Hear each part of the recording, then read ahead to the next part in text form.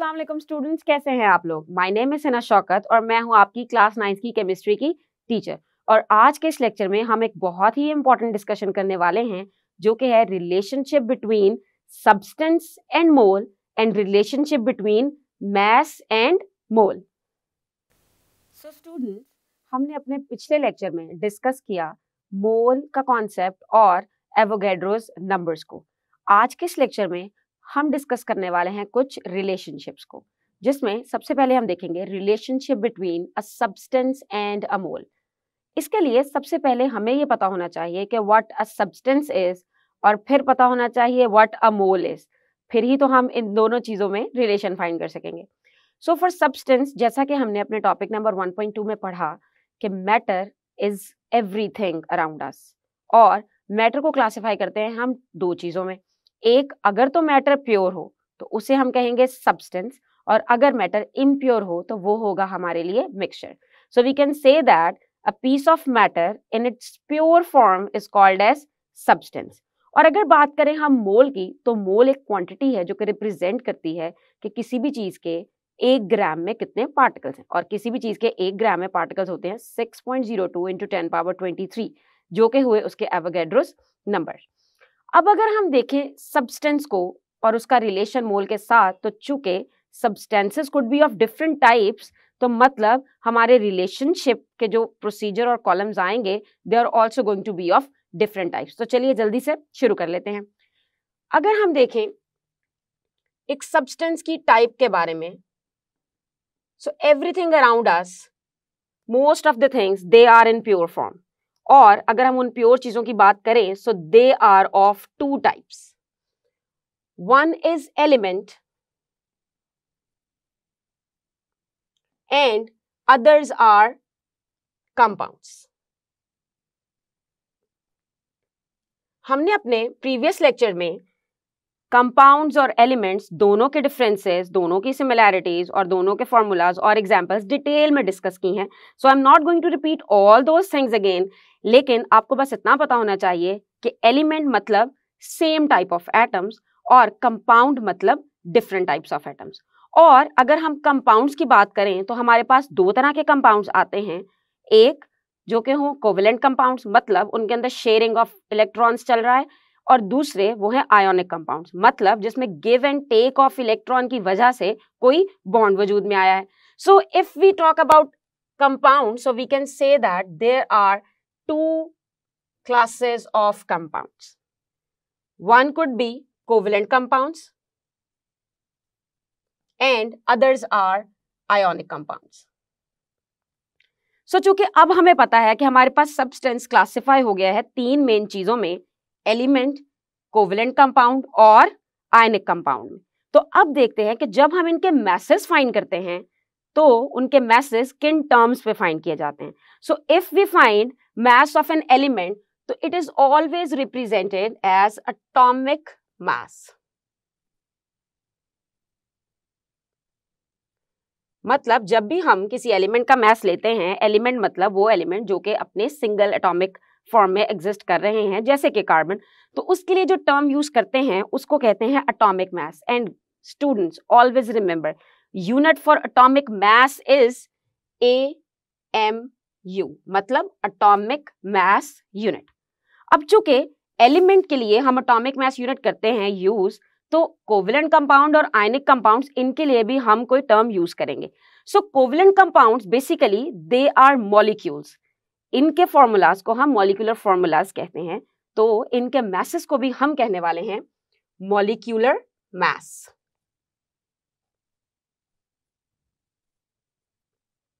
और इसी तरह आयोनिक कंपाउंड का जो सबसे छोटा यूनिट है, it is called as formula unit. उसमें मॉलिक्यूल्स नहीं बनते बिकॉज चार्जेस जो हैं, ऑपोजिटली चार्जेस, वो एक दूसरे को सराउंड किए हुए होते हैं। तो उसका जो सबसे छोटा यूनिट है, इट इज फॉर्मूला यूनिट।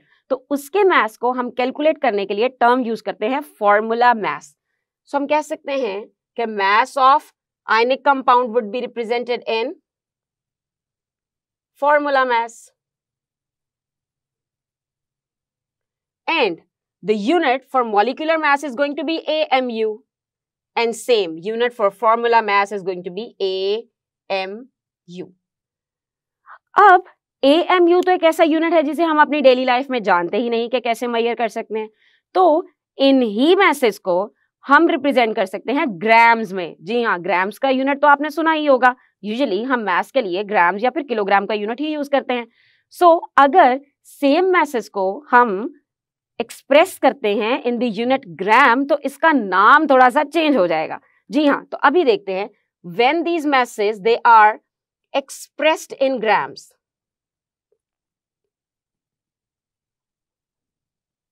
मतलब इनको आपने शो करना है ग्राम्स यूनिट में, तो आप इन्हें बोलेंगे ग्राम एटॉमिक मास।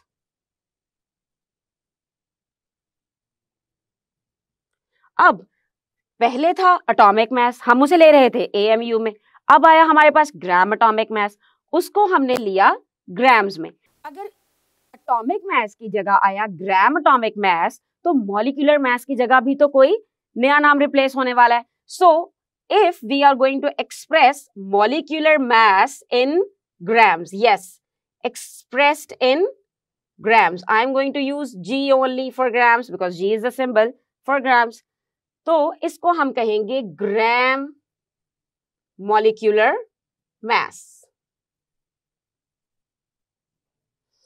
इसी तरह अगर एक्सप्रेस किया जाए फॉर्मूला मास को in grams,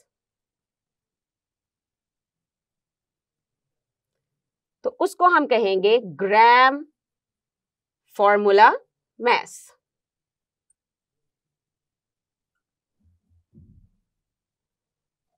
And students, this is understood that if it is gram atomic mass, gram molecular mass and gram formula mass, तो उसको हम किस में काउंट कर रहे हैं?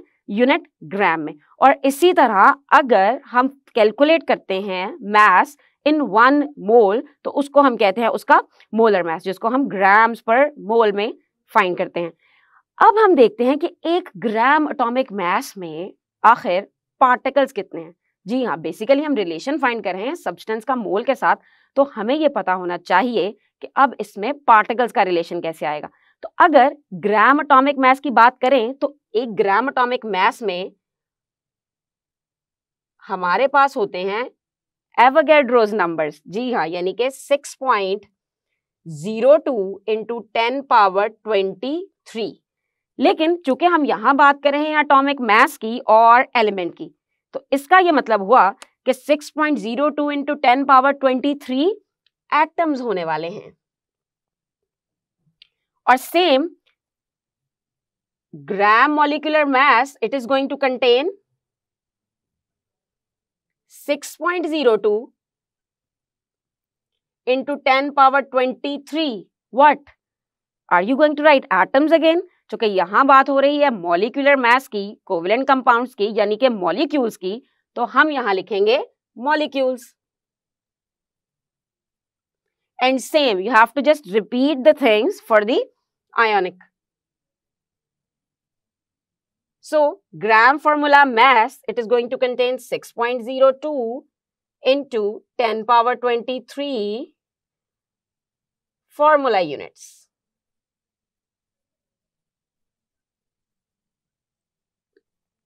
So, यहां तक तो बात हुई तय, लेकिन आखिर मोल कहां है? So, basically, these number of atoms, these number of molecules and these number of formula units, they are equivalent to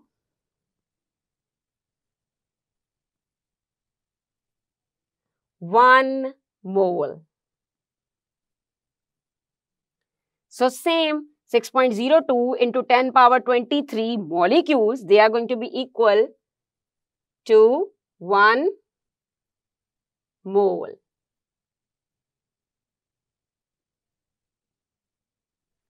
And 6.02 into 10 power 23 formula units, they are going to make 1 mole of that substance. So ये हुई हमारी story of relationship between a substance and a mole. यानी कि अगर किसी substance के 6.02 into 10 power 23 particles है, I'm going to use the term particle now because when we say substance, so you and me, we are not sure whether we are talking about atoms, molecules or formula units. तो अगर हम sure नहीं हैं तो हम use करेंगे word particles. ये है आपके लिए एक टिप। जब भी एग्जाम में आपको फॉर्मूला देख के उसे समझ नहीं आएगा कि whether it is a molecule और आयोनिक कंपाउंड, तो आप उसके लिए यूज करें just the word number of particles. तो चीज उसके लिए आपके लिए और भी आसान हो जाएगी।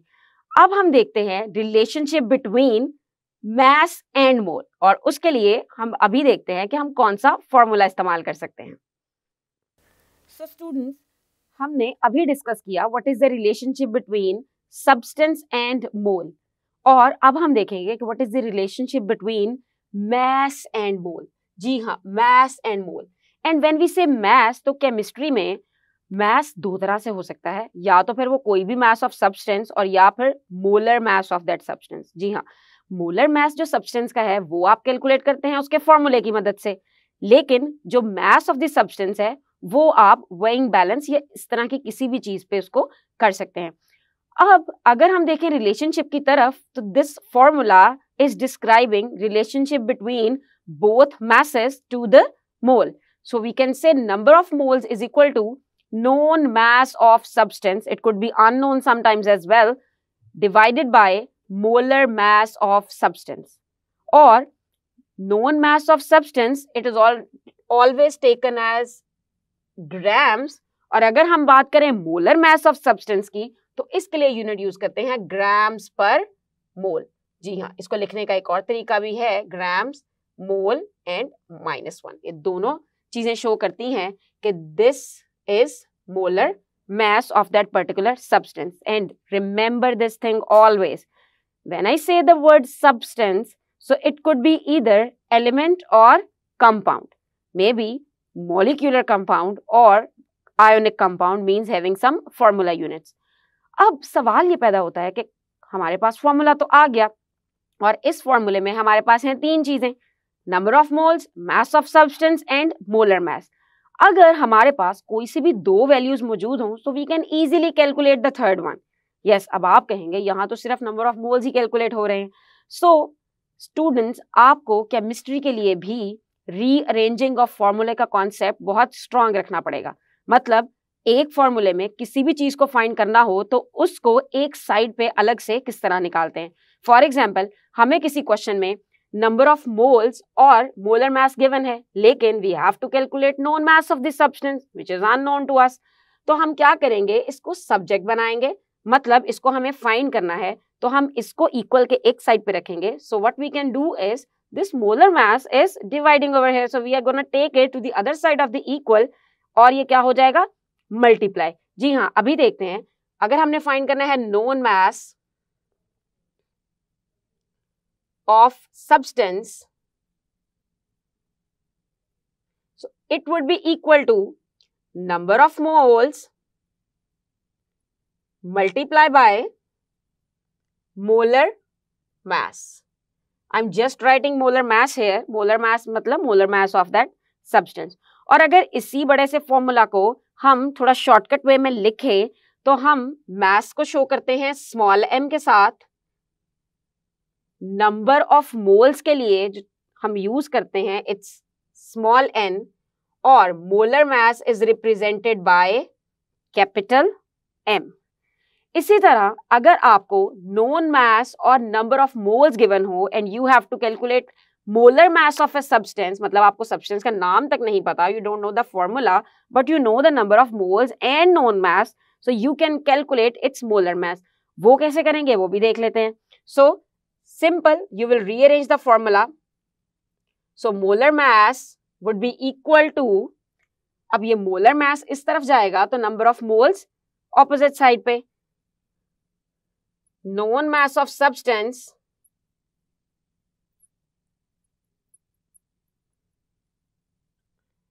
divided by number of moles.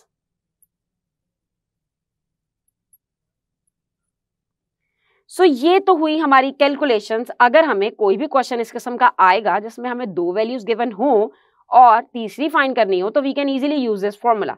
मगर इसमें बस एक टिप आपको दूंगी आज के इस लेक्चर में कि अगर आपके पास टर्म मोल लिखा हुआ ना हो, बल्कि इसकी जगह कोई ऐसी टर्म लिखी हो जैसे कि ग्राम एटम्स,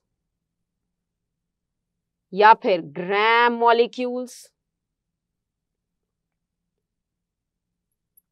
या फिर gram formula units.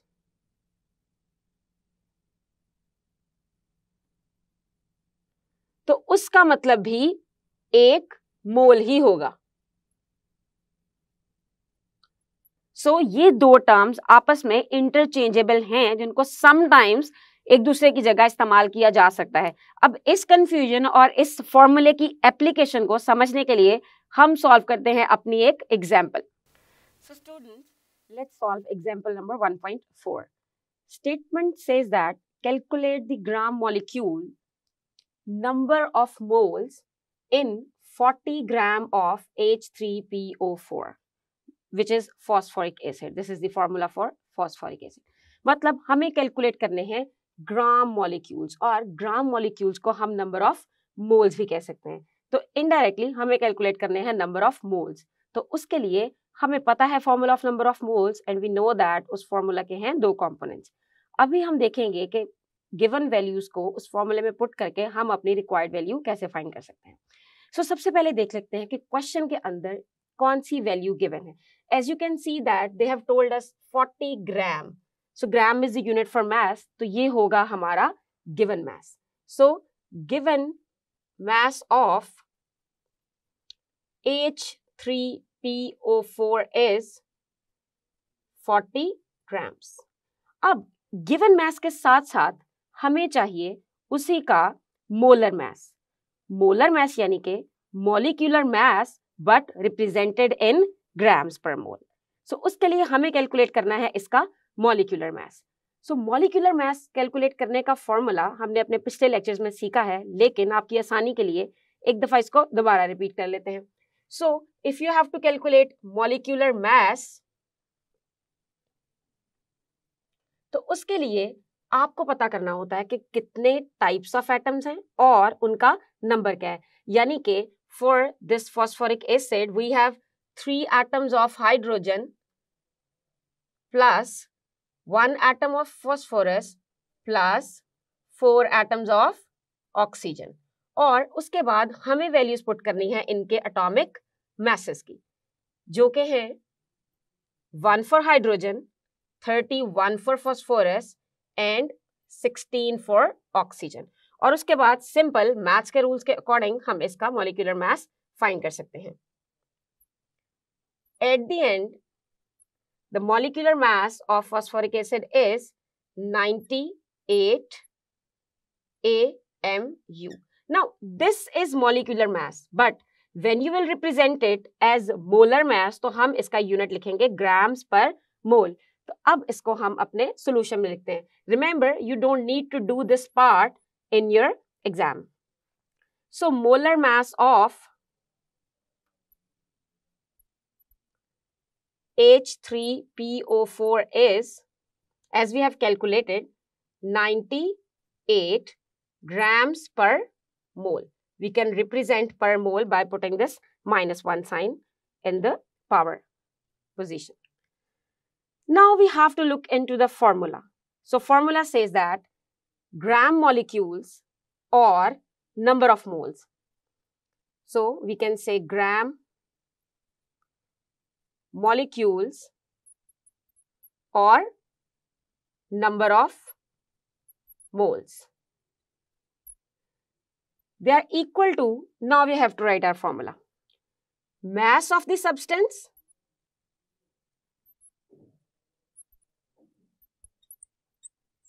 divided by molar mass of the substance.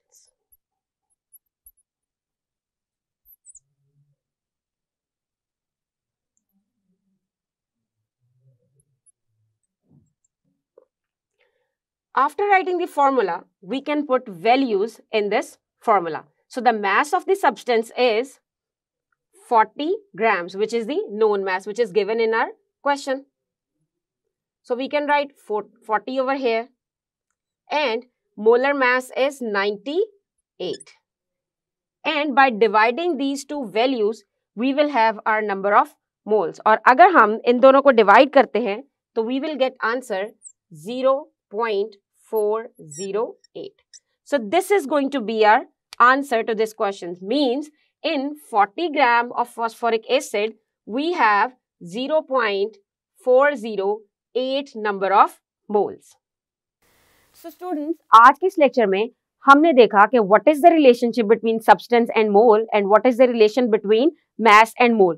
और हमने देखा कि कौन सा ऐसा फॉर्मूला है जिससे हम मोल और मास में रिलेशन फाइंड कर सकते हैं. साथ ही साथ हमने देखी अपनी एग्जाम्पल नंबर 1.4 जो कि उम्मीद है आपको उसकी कैलकुलेशन अच्छे से समझ आई होगी. हम अपने आने वाले लेक्चर्स में केमिकल कैलकुलेशंस को डिटेल में डिस्कस करेंगे. तब तक के लिए अल्लाह हाफिज.